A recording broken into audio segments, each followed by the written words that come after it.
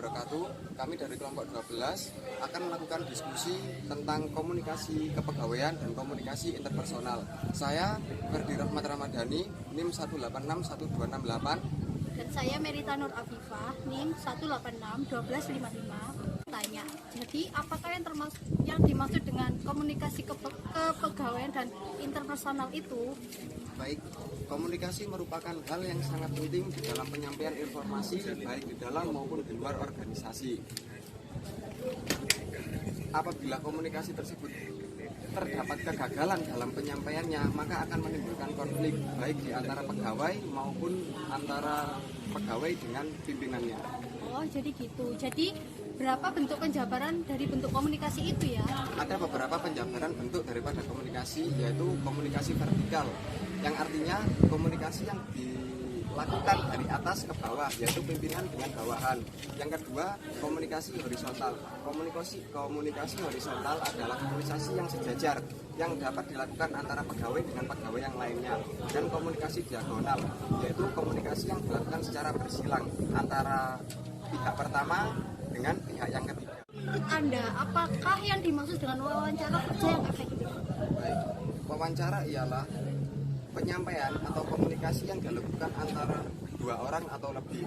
Yang paling utama yaitu antara narasumber dan pewawancara, guna untuk mendapatkan informasi yang valid atau berdasarkan dengan fakta yang terjadi di lingkungan kerja. Lalu apakah apa jenis wawancara yang Anda ketahui? Yang pertama yaitu wawancara baku, terdiri dari seperangkat pertanyaan yang dipegang teguh oleh pewawancara.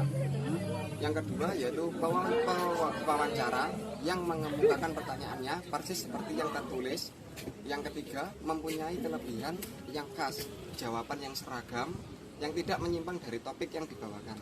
Kita membahas tentang pengertian, bentuk, dan jenis-jenis wawancara.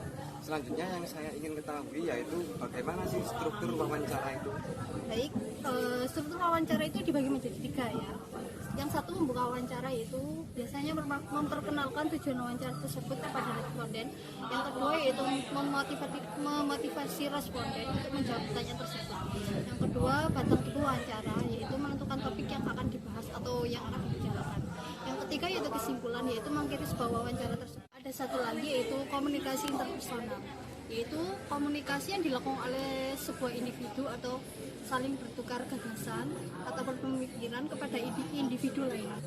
Baik, terima kasih. Itulah sesi diskusi dari kelompok 12 yang telah kami sajikan. Apabila ada kelebihan atau kekurangan yang tanpa kami sadari, kami mohon maaf sebesar-besarnya. Wassalamualaikum warahmatullahi wabarakatuh. Selanjutnya saya akan membahas tentang mitra usaha dalam produk kewirausahaan kami. Usaha kami berkecimpung di bidang kuliner dengan sistem pemasaran open reseller dan menitipkan produk pada kios-kios yang sudah dipilih sesuai dengan kriteria kami. Kendala yang kami alami yaitu penggunaan alat bahan baku secara manual dan cenderung tradisional. Guna memaksimalkan sistem produksi, maka kami akan mengupgrade fasilitas atau memperbarui fasilitas produksi, yaitu dengan menggunakan slicer otomatis yang akan menambah efisiensi dan efektivitas produksi. Sekian, terima kasih. Wassalamualaikum warahmatullahi wabarakatuh.